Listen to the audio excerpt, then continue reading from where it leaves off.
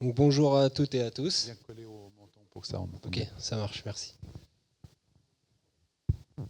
Donc, je suis Geoffrey Philippon, je suis le responsable technique sur le tramway de Dijon. Je suis peut-être allé un peu vite. Ouais, responsable technique sur le tramway de Dijon chez Equans-Synéo. Chez Equans-Synéo, on est 27 000 collaborateurs. Equans-Synéo a plusieurs divisions. Et sur le tramway de Dijon, il y a 3 divisions qui sont rattachées au tramway de Dijon. La division ville territoire connecté, la division transport et la division bâtiment indus système. J'aurais dû aller directement sur cette slide-là. Donc nous, notre projet, c'est quoi? C'est la transformation de la GMAO. Le contexte et les enjeux, en fait, avant TimeTonic, comme tout le monde, on travaillait sur Excel. On avait quand même un éditeur GMAO qui s'appelait CarleSource, mais je vous en reparlerai tout à l'heure, qui était très peu intuitif.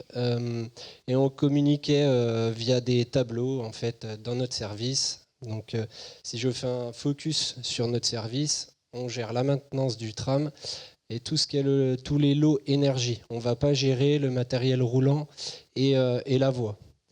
Donc dans ce lot-là énergie, on va gérer la caténaire, on va gérer la fibre optique, on va gérer la signalisation ferroviaire, la signalisation lumineuse tricolore, le courant faible et ses sous-systèmes, le courant fort et ses sous-systèmes.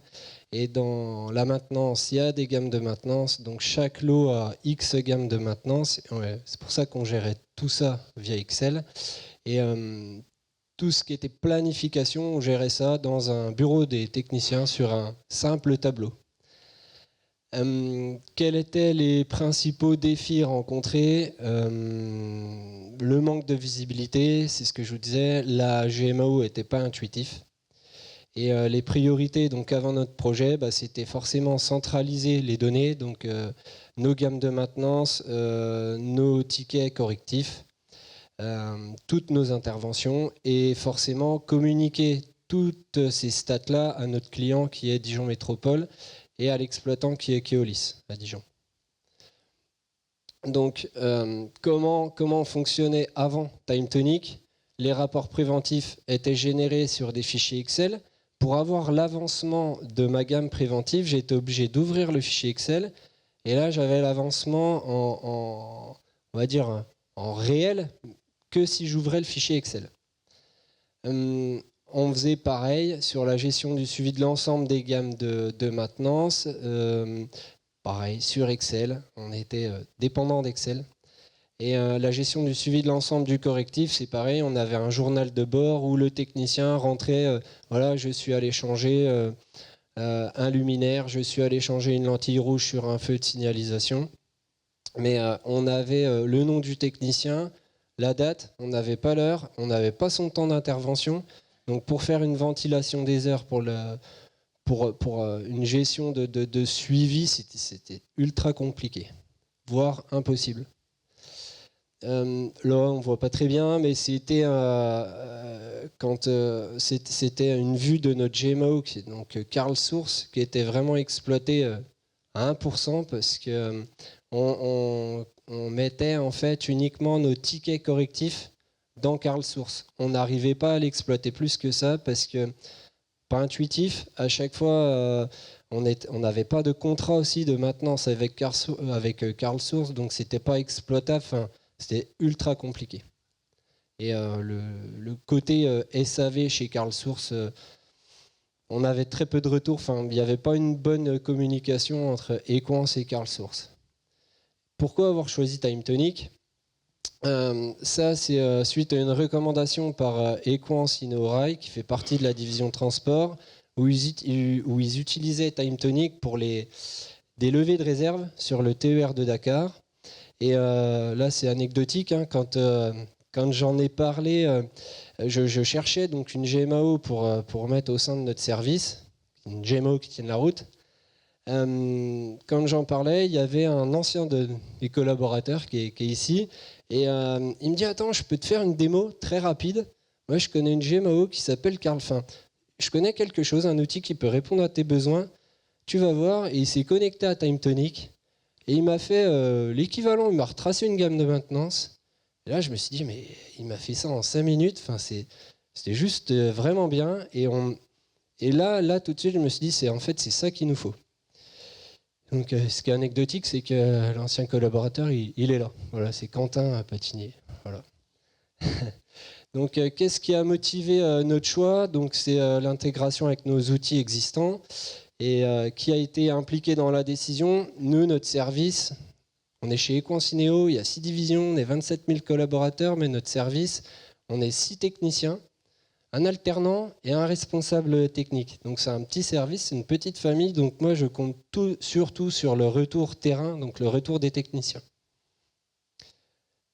La mise en place, comment ça s'est déroulé? Forcément, ça, avec l'accompagnement de TimeTonic, et là, la petite parenthèse, un énorme remerciement à Sandrine qui nous a vraiment accompagnés du début à la fin. Vous pouvez l'applaudir. Et qui nous accompagne encore. De toute façon, sans elle, on ne pourrait pas faire grand-chose. Mais on a quand même fait quelques petits trucs. Quels départements ou processus ont été les premiers à être digitalisés?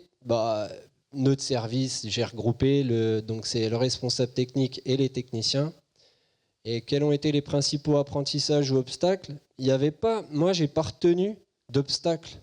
Quand on a fait notre cahier des charges, qui est là, avec Sandrine, on a déterminé un phasage.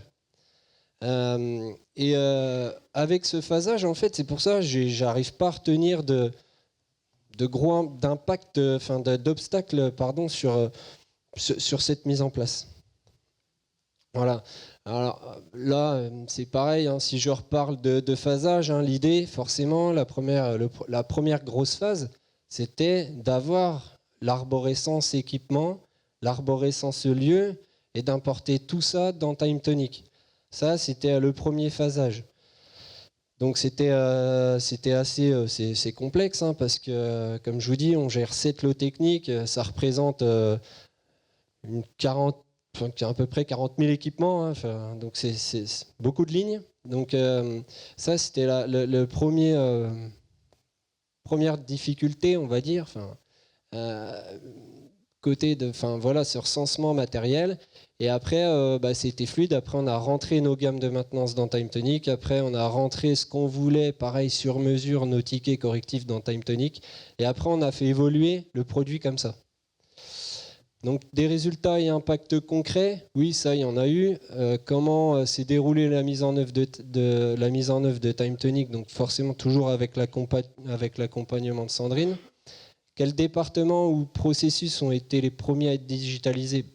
Pareil, notre service, le responsable technique et les techniciens. Et après est venue aussi l'assistante pour tout ce qui est partie ressources humaines, intégrer les RTT, les congés, les absences dans notre planning.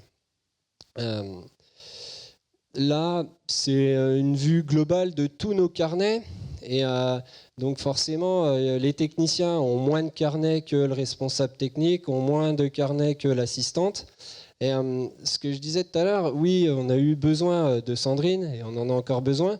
Par contre, avec Sandrine, on a développé un carnet qu'on appelle MasterLAC, où en fait, le MasterLAC va recenser tous les équipements de la caténaire, donc de la ligne aérienne de contact. À savoir que la ligne aérienne de contact, on va recenser les poteaux, on va recenser 42 km de fil contact, 44 km de fil contact, et sur chaque poteau, on a des points de vigilance. On a X points de vigilance sur chaque poteau.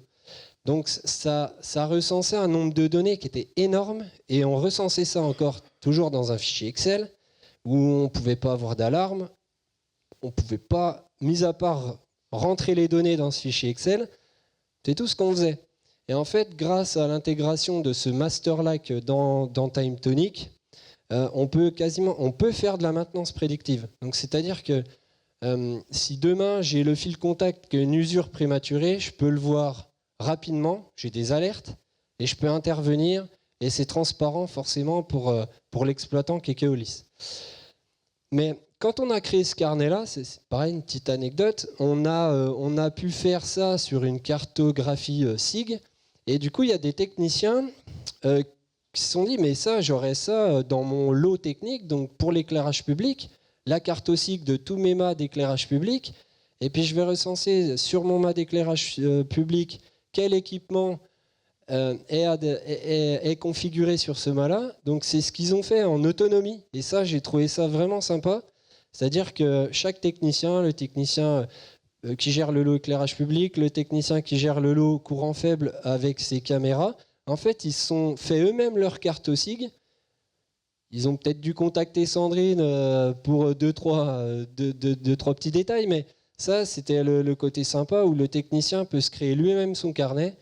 Et du coup, ça a fait monter le service en compétences. Donc les évolutions et perspectives, comment notre usage de Time Tonic a évolué depuis le début. En fait, ça c'est ce que j'ai voulu retenir. On est devenu dépendant de Time Tonic. Pour moi, on peut pas faire sans. Voilà. Des nouveaux cas d'usage sont-ils apparus? Bah oui, je viens de vous en parler. En fait, on a créé des carnets SLT, donc signalisation lumineuse tricolore, où on a rendu ces carnets-là accessibles à notre client, donc à Dijon Métropole. C'est-à-dire que Dijon Métropole peut accéder à l'évolution d'un dossier de régulation en direct, quoi. Enfin, on dépose le lien dans Time Tonic et Dijon Métropole va aller le consulter à tout moment. Et ça, c'est une force pour Dijon Métropole, c'est aussi une force pour Keolis, parce que quand il y a des demandes d'intention sur des modifications d'un carrefour routier, il faut que ça passe par des services d'organismes de sécurité, et on peut aller directement les télécharger, c'est un SharePoint, on va dire, mais qui passe forcément par nous la maintenance, et on veille à la mise à jour.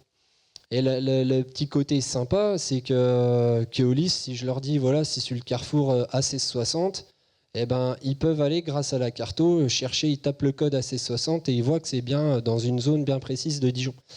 Donc on a créé un carnet SLT, un carnet EP, le fameux carnet Masterlac. On a même intégré un carnet à Aléo. Aléo Center, c'est notre centrale d'appel quand les techniciens sont appelés d'astreinte. Donc ça passe par cette centrale d'appel qui est indépendante de Dijon Métropole et d'Ineo. Et on leur a donné un accès et ils saisissent en gros les tickets d'intervention des techniciens. Et ça interagit directement dans le carnet, dans l'agenda du technicien.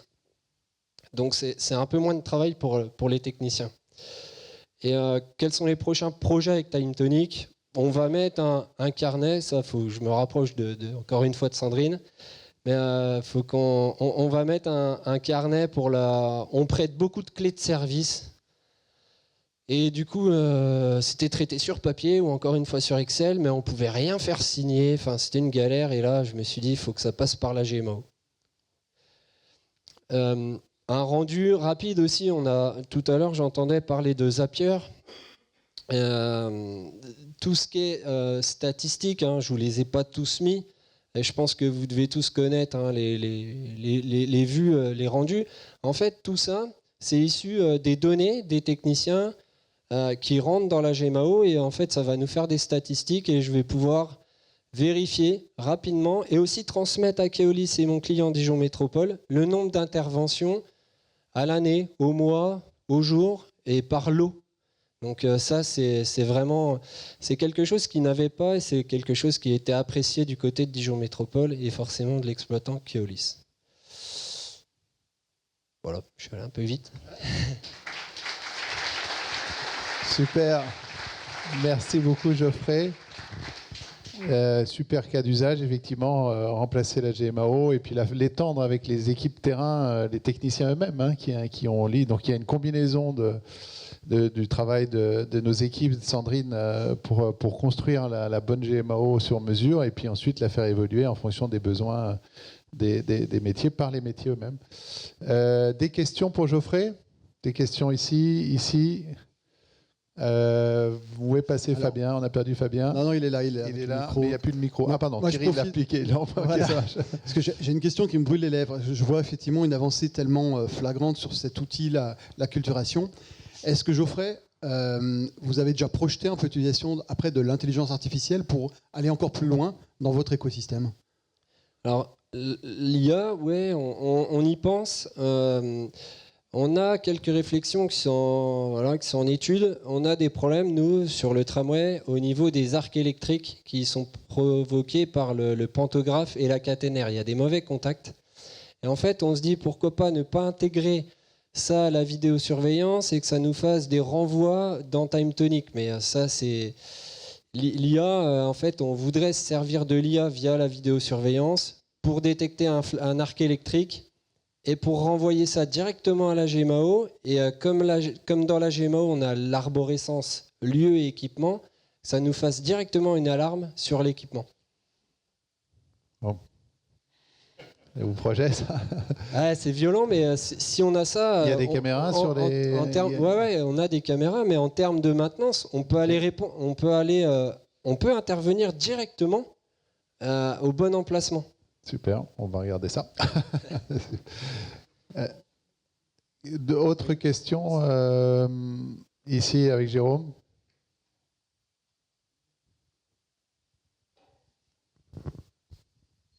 Bonjour et merci pour la présentation. J'avais une question, c'est est-ce que les QR codes ont été mis au niveau des équipements, du recensement, enfin, pour déclarer des tickets, etc. dans le projet? C'est une bonne question. Et les QR codes, au début du projet, dans le cahier des charges, on voulait mettre des QR codes parce qu'on gère le stock, forcément. Je ne vous ai pas montré tous les carnets. Mais si on revient en arrière, on pourrait éventuellement voir. On a bien un carnet stock. Et c'était au début dans le cahier des charges, mais on se l'était mis de côté. On voulait déjà faire un essai sans le QR code.